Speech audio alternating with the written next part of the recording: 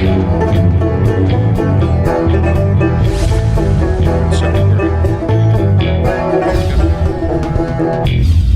I'm the DeadwoodJedi. This is another Raid Shadow Legends video. We just finished the Hydra event today, so it's getting very close here at the end. We have one more event to go. It's going to be on Monday, the 18th, 5 p.m. UTC. Tomorrow, guys, make sure to come by, check it out. We gave away 2,000 gems. We gave away 10 epic books. We gave away, I think it was 10 ancient shards today as well. We're going to be doing the same thing tomorrow. We're going to give away a ton of stuff. We actually maybe might even double the amount of people getting rewards. We got a lot of stuff to give away. Ooh. I want to give it away to everybody, so make sure to stop by the stream. We got a lot of stuff going out. But at the stream, we're going to have some amazing content creators. We are going to have 3 awesome creators here. Not all of them are here right now, obviously, but we're going to have. Okay, look, we got Coldbrew Gaming here, right? We've got YST. Both of them are going to be competing in Arena for their respective teams. We also have Skratch Plays. He's also going to be competing, but he's not here today. You know, he's got a new baby. He's got, you know, like 80 different channels that he does. You know, he's a pretty busy guy. So understandably, let me know ahead of time. But we have these two here to kind of talk it through what Arena this fight is going to be like. And I think there's a reason why I left this for last. When we did the faction games before, this was my favorite event because every other creator is going to create a defense, including these guys. And they're going to have to fight against those defenses. And they're all going to abide by the same rules, right? 300,000 player power limit. Epics, it's a max rarity, right? Still no legendaries. Still has to stay within their faction. The advantage that these guys have is we're going to let them pick 5 champions to build their team out of. So that means every fight they go into, they might have a different configuration, but they can't rebuild the champion on the fly. And so they have a 5th champion to kind of play around with, but it's still pretty limited in what they're going to do. So I'm really, really intrigued as far as how they're going to build their teams, what their strategy is going to be, and what it means working within the champions of not only their faction, but the enemy factions as well. Oh yeah, there's a surprise coming for the arena, so make sure to stop by for that for sure. It should be fun and exciting. But anyway, what's guys, the surprise, man? I don't know. So, by the way, I was wondering how does that work? Is the 5th champion going to be called out before we start? Like how? Yeah, I think as we start, we can actually break down how the stream's going to go. As we start, I want each one of you is going to take a turn going. You're each going to face half the factions, and then we're going to swap it around. This way, everybody kind of gets a sneak peek, but nobody's forced to go first every time, right? This is kind of how we did it before and how we're going to do it again. So basically how it works is I think we're going to do it because there's 3 of you, 6 other teams. So we'll do like 2 at a time. So basically, let's say Coldbrew, you'll go first. You'll show us the 5 champions you're going to be using. You'll show us, you know, the different kind of teams and maybe talk briefly about how you expect it to go. And then you're going to fight 2 of the faction, two people, right? Then YST, you're going to do the same thing, fight those same 2 people, and then Skratch will fight his 2 people, right? And then we'll come to the next group, and this time Skratch will go first, or YST will go first. This way, each of you has to face blind at least 2 people first for the first, you know, going through the first time. That's the idea behind it. So I don't want to get anybody. I don't want to force anybody to have to go blind every single time, because obviously knowing what the enemy's doing is going to be a pretty big advantage when you go into the fight. So everybody's going to be forced to face blind at least 2 opponents. Wait, do I have that right? Is that right? Is that right? Let me think about this. Because there's 3. Each of you has different factions. Oh, wait, we can do it. Right. We can do it in 3s, right? We could do it per face of faction, and a different person has to go first for each one, right? That would work too. Anyway, you guys get the idea. That'll work, this is generally how we'll do it. We'll have 2 of you guys face 3 at a time, or we'll have 3 of you guys face 2 at a time, something along those lines. Because they're not fighting their own faction. That's the part I got to remember there. But anyway, that's the idea. So it should be, you know, you'll each have a chance. You'll show off the 5 champions that you're going to be using and show off the different teams you have. But my question for you guys, you know, I want to really just dive into like the theory crafting. How does this affect your team building? You know, only having those 5 champions, only being able to use the ones in your faction. What is it that you're looking at as far as like your approach to building your teams? And, you know, anything along those lines. I don't know, Coldbrew, you want to kick us off here?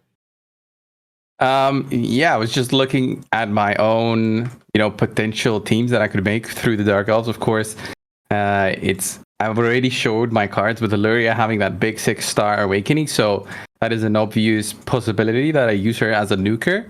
Sure. But then the thoughts come in as a counterplay. Would the others pick maybe heavy magic defense to counter the Luria? Would they do that? So should I go Durandal, who's like the force affinity? But you know, he might have issues with the spirit defenses, so the affinity plays in there at all. Those two are really strong nukers, both of them. Luria can also block revive and freeze potentially with the gear that I'll have on her. But there's also some other possibilities. The big picks for Arena are there and obvious, like Madame Serious, Rian. Both are very strong, and we all know their potential there. But there's other, underrated picks I believe people might be surprised with. But yeah, I was just going through all the heroes that I can potentially pick, epics, rares, uncommons, and just thinking through what the potential builds I could do. Because what I think is that we won't see speed teams in this one. What we'll see is really tanky teams, and just surviving through that will be kind of an issue, especially from some of the factions. You'll see more tanky teams rather than just burst teams. I think that makes a lot of sense. I guess it's just so many ways to go with this.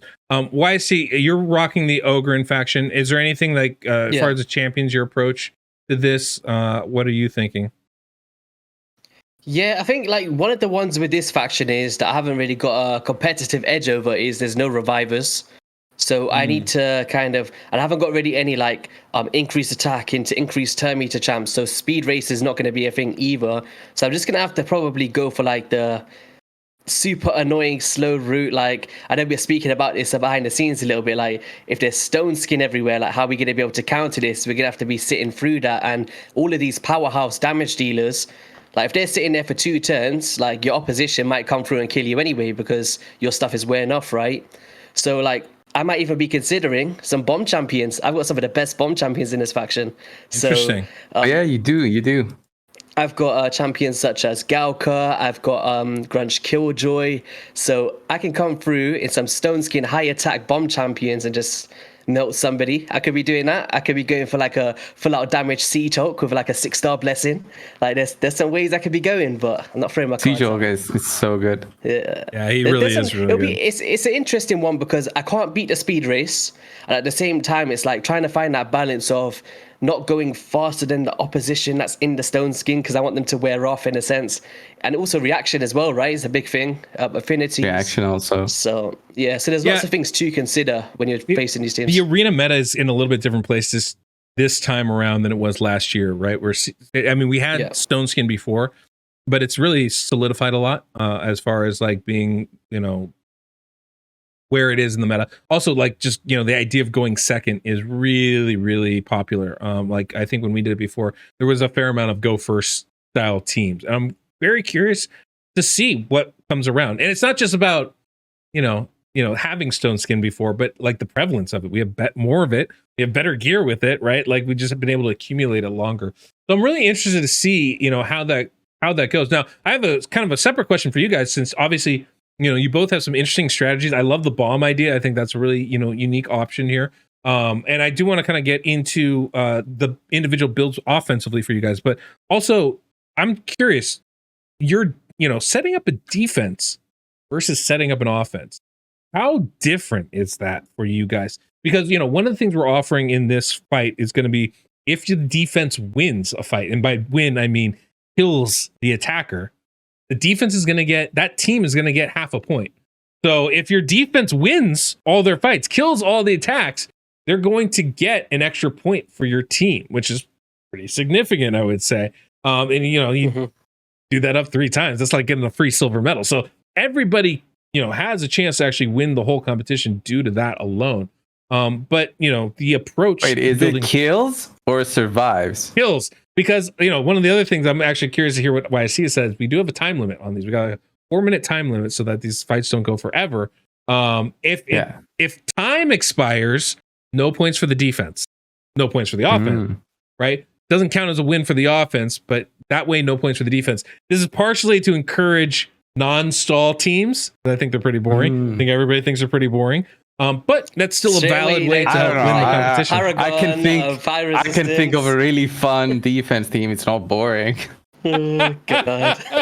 I mean, But it's got a I name. It's called Paragod. Yes. For a reason. Paragon, yeah. But anyway, it's just I feel like there's that's I'm interested to see. One, do you think that's going to change the style of defenses you see? Two, just building a defense versus an offense. How much should people really be looking at that in different ways, right? Is that a very different approach? And do you think that's going to be a different approach more specifically for this event here? Obviously, by the way, I should clarify, your guys' defense does not have to, it has to abide by the player power rules, but you can use whatever champions you want. You don't have to use the same champions you're using on all, right? So just kind of clarify that for you I think adding that little extra incentive in terms of people getting a point if they actually kill your offense. I think it's kind of it will change a lot. I think we would have seen more just stall defenses, try and run out the clock and, just waste points that way. But now that there's a chance to actually kill your opponents and get some extra points for your team could be the difference. Like, imagine if you lose over 0.5 or something, right? Everyone's going to want to at least kill somebody on the offense. So yeah. I think we're going to see a bit more strategic plays, some more input from all of the other defenders out there, trying to protect their goal. So it'll be interesting, man. I'm hoping. Yeah. I hope as well. Let's see. Yeah. So as far as like your guys' approach to offense versus defense, does that change the way you build your teams? Is that like a big impact on it? And if so, in what ways? Go on, bro. Well, the defensive team, you don't want to. I don't know. You don't. It depends on what your strategy is overall. Because if it's like a bomb team that you're doing.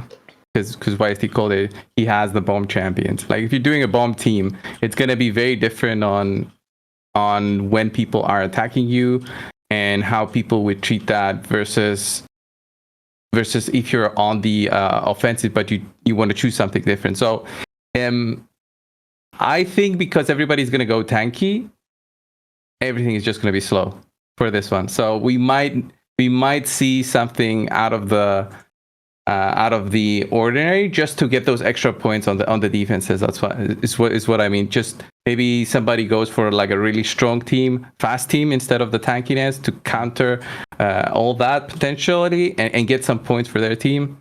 I might have to consider that because you said we need.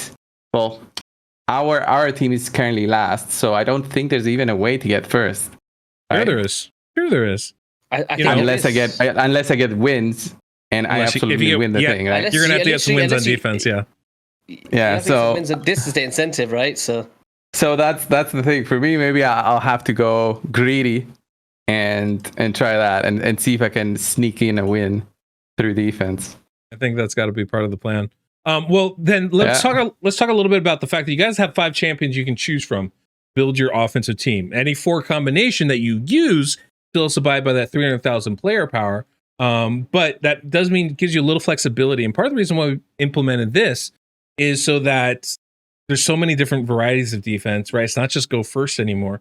So, and because we only have epics, you do need to adjust a little bit based off of what you're facing, right? And based off what factions have available. And so this offers you a little bit of that flexibility. This also means that's like, it's way more impactful for those people going second that don't have to, fight a faction for the first time. It's a huge impact for them versus those that have to kind of go in blind. But it does give you a little flexibility as how you want to build your champions. Do you think this is going to affect what you're doing here, Coldbrew? Are you going to be able to build multiple approaches offensively, or is this kind of like maybe a second damage dealer for affinity purposes? What is it you're thinking? I don't feel I have many choices with the Dark Elves, honestly, in terms of offense. Like I do have a bomb champion in the Dark Elves, so I could see that as a potential, but it's not like the epic. He's a rare, so it's gonna be difficult. It's Ordinator. He does have bombs. Oh, right. I thought about that, but it's a chance, and then it's a chance when he gets attacked. Base attack as well is a bit low, man. Try to scale that. Yeah. So it's one of the possibilities, but not really. So it's mostly about the epics here. Yeah. I can see that. in with what I'll be using. Okay. So basically, you're kind of stuck with what you've got here. So you don't really. Do you anticipate changing your styles at all, based off of those 5 champions, or are you going to build them pretty much for what with one purpose in mind and kind of go forward that way? Yeah, I'll be building the 5th champion for potentially countering what the others might have on defense, as I'm seeing their defenses go. Gotcha. Now that I know that like the proper way that it's going to be, I'll have to build the 5th as an alternative, I guess, so it can help me survive, basically. Yep, that makes sense. It makes sense. Yeah.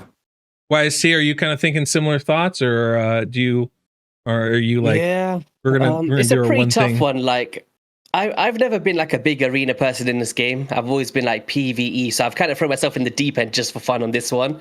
So like, for me, I don't even know like what kind of strategies I want to really go with or anything like that. I'm just gonna kind of run with it, right? But I'd say like one upside that we have as like offenses is we can actually manual these battles, right? If I'm not mistaken. Yeah. Yeah. So I guess one downside that the defenses don't have is they have to set presets, right? So if we can outlast their preset abilities and then they're kind of locked down to these A1 abilities now, we can kind of gain control from that moment. I think that could be like one advantage to it, maybe. And take them out slowly, I take them out slowly but surely, but then it's that kind of, even if all of us go that route, who could do it the fastest? Because Coldbrew's got that crazy Luria, I've got the Sea Choke, Skratch has like the Leakers and all of that stuff, so it's like, who can actually gain the control first and kill these enemies, and then also who's gonna, because let's just say Coldbrew goes first, right, and I see who I'm going to be facing next, I can kind of switch in that 5th champion to kind of counter whatever they've got, right? Like I might just keep my Galcot on the side as my bomb champion, just in case there's stone skin everywhere, and then quickly switch him in. So there is going to be some strategies like that, I think. Yeah. Interesting. Okay, great. Well, let's talk a little bit about some of these. I don't want to keep this too long, but there's only nine of you guys playing this thing. Let's go through quickly and just give me like a quick blurb on a couple of the, like, as we look at a faction, champions to look out for, strategies you think they're going to be employing or not, and things you'll be looking for when you face them. From the Odd One Jedi team, we've got MTG Jedi here. So Coldbrew, you can demur on this, but YST, are there any champions in this faction that you're going to be particularly looking out for, or that are make this faction particularly dangerous? There's some big hitters in here, man. We've got Cardinal strategies if he wants to cheese it, swing back the revive and instantly take a turn. He could do that with Fenax. He can go speed strategy with Godseeker and Deacon. Maybe like with some heals, some buff duration decreases, and the drop defense. So there's a lot of strategies in here that you can kind of look how many champions there are. What is that, like 30 champs? Yeah, he's living life in this one, man. Lots of them, available. Yeah. So honestly, with this one, like there's actually loads of ways he could go, which could surprise us. But I'd probably guess the Cardinal if I was to put my money on it, the revive one. Okay, that definitely gives some options. We've got the Barbarians and Skratch. I don't know if you guys want to opine a little bit about offensive possibilities that he has, as well as what you think he might be doing defensively. Offensive, he's probably going to use Aleka. I think he made like a couple of videos on her in the past. He mentioned it to me as well multiple times. She's got like a really high multiplier on the A2, A3. I mean, did you even see the A3? Yeah, it's nuts. It's like a lockout of. It's an AoE lockout ability. Yeah, because you're increasing cooldowns on skills. That's pretty nasty. Extra hit on the A1, ignore defense on the A2. And she can be used both offensively and defensively as long as you protect her a little bit. And the way that I'm guessing the protection is going to come is through Sky Touch Shaman. It's like 2 years ago, Sky Touch Shaman was the thing that people used. So I think she's going to be coming back for this one. She's going to be probably high resist as much as the power allows him to, and then speed in Stone Skin, that she doesn't fear herself. So that's what I'm expecting. He's and maybe even a reviver in there. High Katoon, good option. Yeah, I don't think he's gonna go speed. I think he's gonna go more along those lines of both having a cleanse, revive, heal. I honestly feel that this player limit will change how everyone changes their teams, because like I haven't built mine yet or like tried anything. I'm actually a bit like, after seeing all of these tournaments in the past and all of that stuff, it's like that cap kind of creeps on you without you even trying, right? If you've got like, if you're trying to tank all the stats, it might get a bit dicey, man. In terms it's kind of hard. It's kind of hard to get that to that high amount of power with 4 champions, unless you're running high resistances and stuff like that. Yeah, that definitely has a major Stone impact. Skin actually gives you the resistance without, it's just as a set bonus, right? Yeah. So if you got on everybody, it'll start adding up and little things like that. So yeah, it's way more comfortable than the dungeons. The dungeons were tight in terms of the power, but this one you have some room to play around with, and it depends on your play style. Very true. All right, we've got Lizardman here. In terms Sorry, we got Lizardman here with Senda. As far as his arena team, how do you guys anticipate this? Ogre. Well, we've already talked with both. I guess we covered it. Yeah. Yeah, we talked with you guys yeah. each other. Man, lizards. It's gonna be rough, man. I'm thinking the only way, if I was Sender, right, we're probably gonna speak about strategies and stuff, because this is part of your faction. So if you don't wanna comment and spoil things for them, that's totally fine. I can talk about that. Yeah, go for it. Yeah, that's probably easier. Yeah, I think Basilisk is going to be probably on defense. Broadmaw is also pretty strong in there with the block damage, with revives. That's coming a really in there. Good point. We could possibly see Quargan also in there as well, like a protector, kind of block debuffs also, increase attack. There's potential in there for tanky teams that survive long enough to do some good damage back to you. I mean, with just Basilisk, he can do a lot of damage. That's true. I would be really interested and then to see survive through. If Delaja comes in, where time isn't as much of an issue anymore. Oh yeah, just like he doesn't care about time really, right? Bunch of just heals, delays bunch you of counterattacks as a defender. Yeah, could be an interesting option as well. If I was him, like not spoiling any choices and stuff, I'd probably just stall it out with this Lizardman. I'd just be going like ally protection, jar regs, heal reductions from Venom Age, and double revivers, and just eat it up for 4 minutes. That'd be my strategy, but just to kind of set the points at 0. So I could easily see that. I think that's not a bad approach for that. What about Demon Spawn? VictorTES. He definitely was struggling in Hydra without any, real strong damage dealer. But Magnar in Arena is a little bit different than Magnar in Hydra. So Magnar, he could probably build him with like 120,000 health with 300% damage. Yeah, he can probably build something like that. Umbral can be so annoying in Arena as well. I remember using her when I was doing my free-to-play series. The provoke plus and killable combo is so annoying to deal with. There's an Achak also with the freeze. He can control you through that one. Excruciator is also like huge single target damage. She was used again many years ago as the way to go in terms of just burst damage with single target. Sure. But in terms of being just a defensive team, I don't think he's going to be using Excruciator. He's going to go heavy tankiness with Magnar as the DPS, and can even do Soul Drinker. Yeah, you might that would be an option, right? He places bombs when he has an AoE bomb and places them when he dies.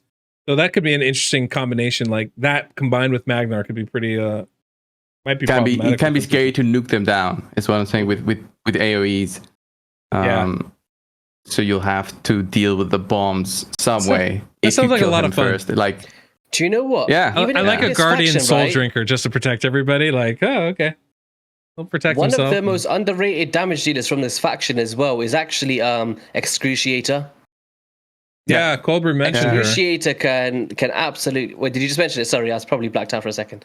It's fine. yeah, Excruciator. If you like this, these abilities absolutely smack, man. Well, yeah. That very damage strong bonus from the Veil is really strong. Very cool. Yeah, I think there's a lot of possibilities there. Coldbrew's obviously running Dark Elves. We've got Night Revenant with Saphyra. Saphyra. This is actually going to be built on my account, so he's stuck with my gear. But the Church of Whisper apparently is not going to be making an appearance. But I don't know if you guys have ideas on like how you would build the what kind of It's approach he's gonna going to be be- taking defensively. Some form of retaliation skull crown. Oh, that would be so annoying. Just the That's- Skull Crown attacking over and Yeah, over. just over and over and over again. And I wouldn't even be Sucks. surprised to see a Sinesha in there as well. Just like double. Like, I don't know. Like some slow I mean, of high attack. just skull crowns. tanky.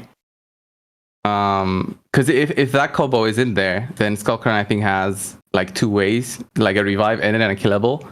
So it's gonna be so annoying, and that Skull Crown can slowly wear you out if you don't have a way to heal back up, or like a shield through a bolster set or something. You're gonna die. Yeah. You're Even gonna like die a from the Sinesha Skull Crown. even if you got like a stun set on one of them, and they're just like locking you out, and then that one's doing damage, it could be a nasty combo. Yeah, Really nasty yeah. combo. I could see Rector Drath coming in there for the revives, heals. Perfect Veil also helps with just the single target damage through there, because you'll need to have if you have single target damage, is everything going to be going on Rector Drath. I don't see any rares being used No. from. The Poker Sentinel's an interesting one occasionally, right? Being able to like just cancel out damage. This can always be really impactful. Kaitis is also something that can be used if he thinks in that way. He has a secret skill which activates when he loses a lot of health. So that does a lot of damage. So he could do that, but usually that was done with Cardinal combo, So it's risky to do it with. He finds a way to like put maybe Swift Parry on it and just RNG it, and if he could just get to zero and just whack out one skill, could be, I don't know. But could be interesting. Could be interesting, Risky. right? Yeah, for sure. Swift Parry with the Rector honestly, Draft. even that, maybe. If he's focusing on debuffs or something, right? I'm not sure how he's actually going to go. Maybe even Pestilus, a sneaky increased accuracy. Not a lot of factions have that ability to do that if you're tanking up, like, because the resistance ain't going to be crazy, right? But this could be the difference between getting the amount of accuracy that you need to take that off. So that's a really good point. Then we have OddOneGaming with the Dwarves. What are we expecting here on this one? This is definitely an interesting one, right? 100% Cornelia. I'll put my money on it. Like, she's an arena queen. Like, you can't fault it. AoE sleep and true fear, sorry. With the I think he's gonna lock everyone out with that. He has to. If he doesn't, I'll be upset, and then I'll just leave the competition. Do you know if I go into face Odd One and I don't see Cornelia, I'm just gonna not even face it. It's not worthy. I'm out. Is her aura all speed too? The respect. Just pretty solid. Just respecting. I think we're gonna see Demifera as well in the mix. I wouldn't be surprised to see some block damage coming out. Maybe I wouldn't be surprised to see like a reflex just constantly popping up block damage. But that's a possibility. Probably I would imagine Gala Long Braids is an option for offense, Gala right? Long Braids. Oh no. That's a nasty champion to face, even Morag. Gala is so strong. Morag could be pretty good with the ally attack. When she starts going, she don't stop, man. And I wouldn't be surprised to see a Runekeeper too with that increased attack ability and the turn meter fill. Like, very nice. Like, that's the one thing about massive heal as well on that one. Big heal. I'm sorry, what? There's a big heal coming out from that Runekeeper as well. Yeah. So big heal ability, cleanse. This is an AoE cleanse too, right? Removes all debuffs from all allies. That could be really nice. The increased attack buff. So like, definitely could build like a go first style team where you have Cornelia as your leader. Runekeeper boosts you and gives you that increased attack. And then, you can have Cornelia sleep everybody, or you can have Gala just go crazy, or Morag with the ally attack. There's more than a few options there. The myth of protect everybody. Even the Philia, or Filja, however you want to say it. She's a surprise nuker as well. Like, I use her in Dark Fey nowadays, and she was like, damn, man, it's that passive, that boon chant passive every turn. Like, every time she takes a turn, just puts increased attack and increased crit damage on herself. It's like, she doesn't even need someone else to buff her up. So if he wants to slow that one out, it could be a good option. That's a really good point. Yeah, lots of nice options there. And then we have Nub with the Sylvan Watchers here. Always my most curious. I always love seeing what Nub's going to do. Last faction games, he came in with a real unique team and like destroyed folks with it. What do you anticipate here? I feel like there's a lot of options, a lot of ways he can go. What do you guys think? Yeah, we could even see a Dueday there with the taunt. Although taunt is very, very specific. There's But he also has that- so much things that you can do with. It's basically the epics that we might see. Man, I think we'll see probably Creed in the blue in there in some format for just crowd control with the freeze, increased speed, increased turn meter. I think, like Coldbrew said, we might probably see a Duodan just to kind of stall it out a bit. And then I believe that we'll see a Mistrider Dahi for damage, popping out in Relentless whilst the freeze is active. I think that would be like the best bet, but I could be wrong. You might surprise me. Maybe even Nia. Nia can be used in like a defensive. Yeah. You know, there's the ally protection strengthened in there. There's the cleanse plus cooldown reset there.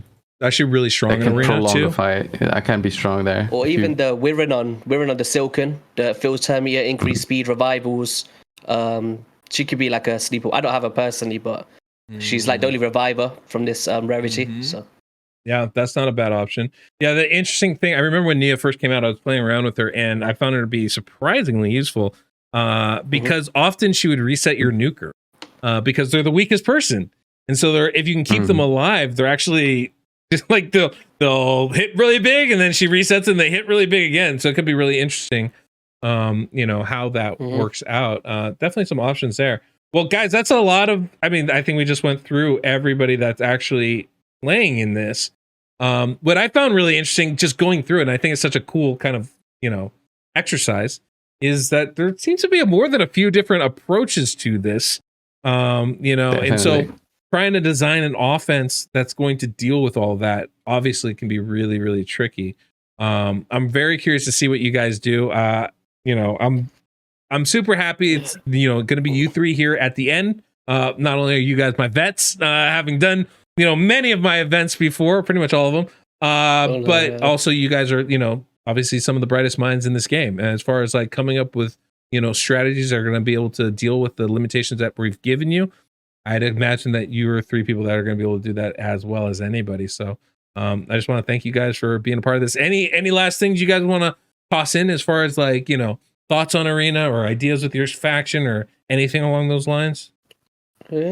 I'd say like maybe I'm not sure how Coldbrew feels about this, but I haven't actually tried any teams, and I don't think we physically can because like all the dungeons really and the dungeons and the Hydra and stuff, we can kind of test our teams and stuff. I think the first time we're gonna see our teams is actually on the day, because like we could test it in like a dungeon or a faction wars run or something, but when it comes to against like PvP battles, we can't face anyone until Monday. So it's like, unless I don't know.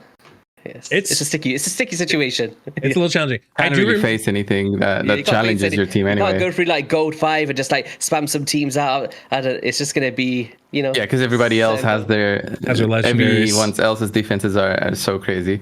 So I remember last the epics time will underperform. Yeah, last time I was able to test the team I built, my defense against everybody else's offense out there in the test server, but they're all super crazy legendaries. But it worked because I was able to use legendaries too. The epic difference is pretty significant, and the player power cap, that's a pretty significant gap there. So it's gonna be hard to see. I guess one thing that we could do is maybe get our teammates to set up defenses from those other factions, so we can kind of try out our team on those factions. It could be an option, right? Yeah. I know I'm just spilling strategies, but we've got hardly any time, so might as well help everyone out, right? There you go. Well, I'm interested to see how you guys do. I'm hopeful for a very competitive fight. This should be a lot of fun. Coldbrew, last time I believe we did this, you came in third. Not to bring up old wounds, but I just want to, if I'm not mistaken about the dwarves. Yeah, the dwarves had so much power. So much resistance that the power was very limiting. I think I did a run with 3 champions. Yeah, with the legendaries. Yeah, I did a run with 3 champions. That was tough. Yeah, I'm real interested to see how you guys handle everything this time around. So should be real exciting. But we're going to be giving away a ton of gems, a ton of rewards to you guys. So make sure to stop by, come by, check it out. We've been giving away 2,000 gems every one of these streams, and we've had a lot of people stop by. This is the finale. We're going to crown some kings just to remind everybody what they're playing for here. I just want to let Coldbrew bask in his previous glory here. It's gonna be rough getting a second one. It's gonna be rough. It's gonna really be rough, have to push it. Yeah, I think I started this thing and I've got to end it.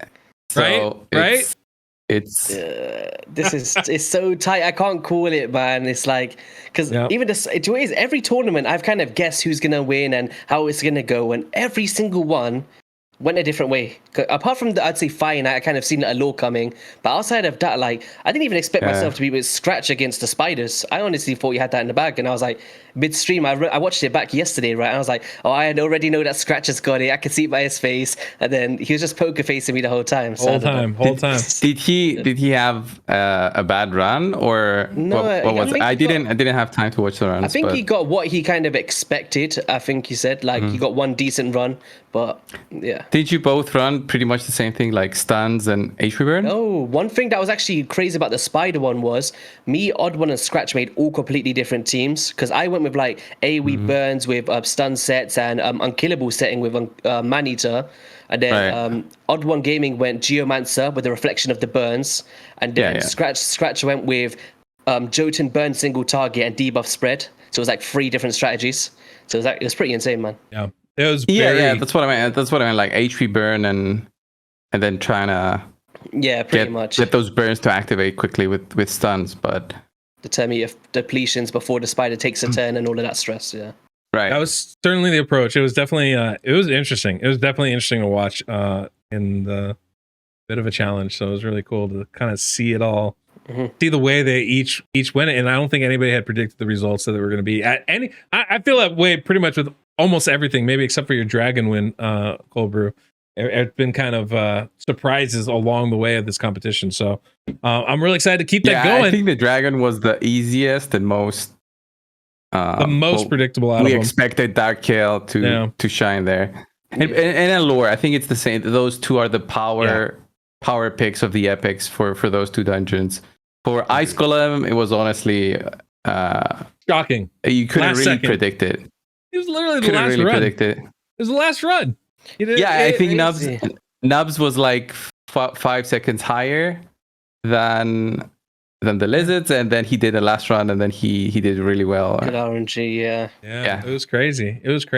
Yeah. Hydra today was kind of crazy too, right? Craziest one, I think, out of all of them. I think. I don't want to spoil it for people that haven't watched it. Go watch it. It was super wild.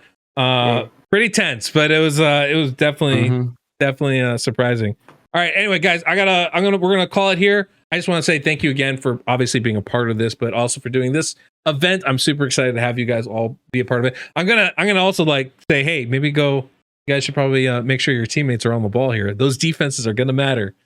Got to get those dubs on that side of thing, I think, to pull out victory. We have a 2-way tie at the moment, so got to see how this ends up right here. It's all going to come down to the last event. Everybody's got a chance to win, and hopefully, I'll see all of you there for 5 p.m. UTC Monday tomorrow. Make sure to go see it tomorrow by the time you see this video. And so I'll look forward to seeing you guys there. That's all we got. Make sure to go check out the website if you got questions about standings, any of that jazz. We've got that all kind of, around working. You can see right there, right? All happening. We just finished Hydra today. But thank you guys again for being a part of it. Thanks for doing this collab with me. Thanks for being here. You'll see Skratch on Monday. Guys, that's all we got. Till next we meet, I'm the Deadwood Jedi.